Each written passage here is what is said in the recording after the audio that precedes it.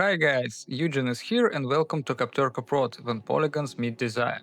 During creating a car in Blender, I ran into render optimization issues in version 5.0 and above.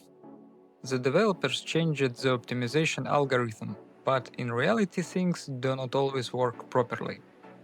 With standard settings, even simple render can run into the following issues: freezing during the geometry count stage, freezing during the curious BVH count stage, running out of VRAM while the GPU itself is not being utilized, Blender crash errors. In this case you can check logs, CPU not using all processing threads, problem with light counting when passing through glass, as well as with a massive light source. The next solutions apply only to the cycles render engine. In the render tab I change the following parameters: sampling, go to the render denoise quality, then balanced and use GPU. Lights, disable the light tree checkbox.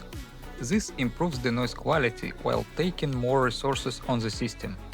Light paths, here we must check max bounces, the number of light reflection from surfaces, set both total and transmission to 8. Clamping, this is the reflection intensity, set indirect light to 3. Caustics, this is light focusing of reflection when passing through glass. Disable all checkboxes.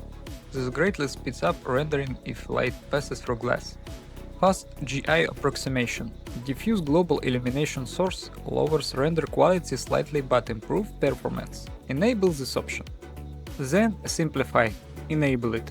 Performance. Check there. Compositor. I use GPU mode to speed up processing. Acceleration structure. By default, use curious BVH is enabled.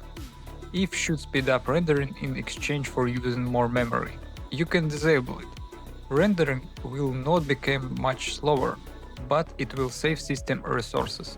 And the last step, output. Set RGB 8-bit, increase compression to 15 or 13 to reduce the size of the original render file.